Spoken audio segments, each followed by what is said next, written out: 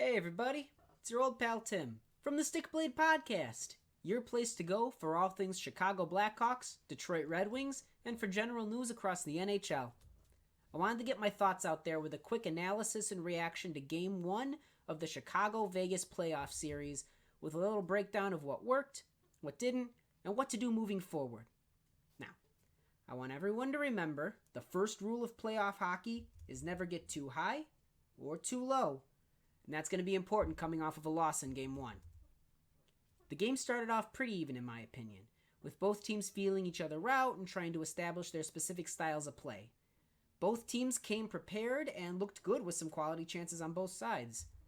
Our best chances of the period were a Kubalik wraparound, and when Doc bulldozed his way through the neutral zone right to former Blackhawk Robin Lehner's doorstep. But instead of taking the shot, he tried to force a pass, and it didn't pan out. Vegas started establishing their game early, with Lehner looking great as usual, albeit relatively unchallenged.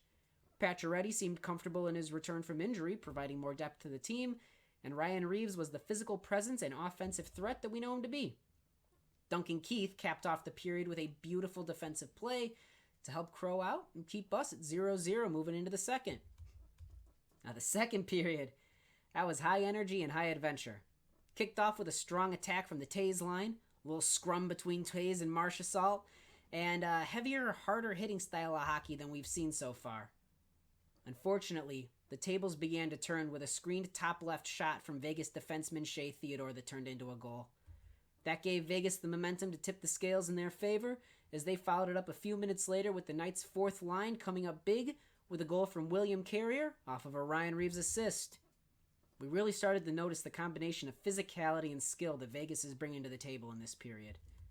On a positive note, our special teams came up big for us, as we killed 2 penalties off in a row and even got ourselves a shorthanded goal thanks to a vintage Brandon Saad performance and a top-shelf goal from David Kampf.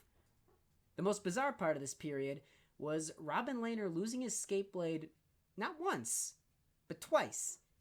Each time causing play to get stopped, which I'm not quite sure about, and it got stopped when the Hawks had momentum, which was frustrating.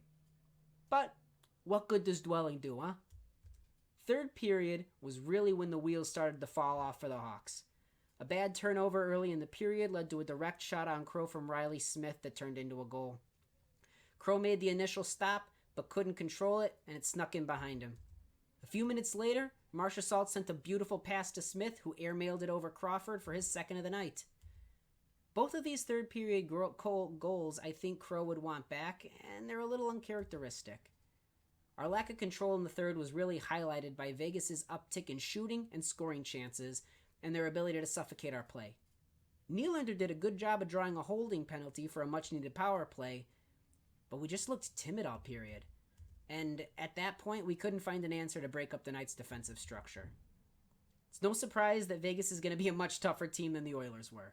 They're a deep team, good defense, phenomenal goaltending in both Lehner and Fleury, and they're a combination of fast, skilled, and physical. They out-hit us 35-20 and outshot us 34-20. Still, there's no need to get too nervous yet.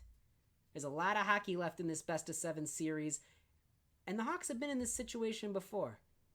This game was all about feeling out Vegas and getting a sense of what we need for this series. What I'd like to see in the next game is to keep more possession and have a little more confidence with the puck. I'd also like to see more out of our third line. They seemed relatively invisible, which is a shame since I'm a big supporter of all the players on that line. The next game is Thursday, August 13th at 4:30 p.m. Central, and I'm looking forward to the Hawks coming out big and making a statement early on.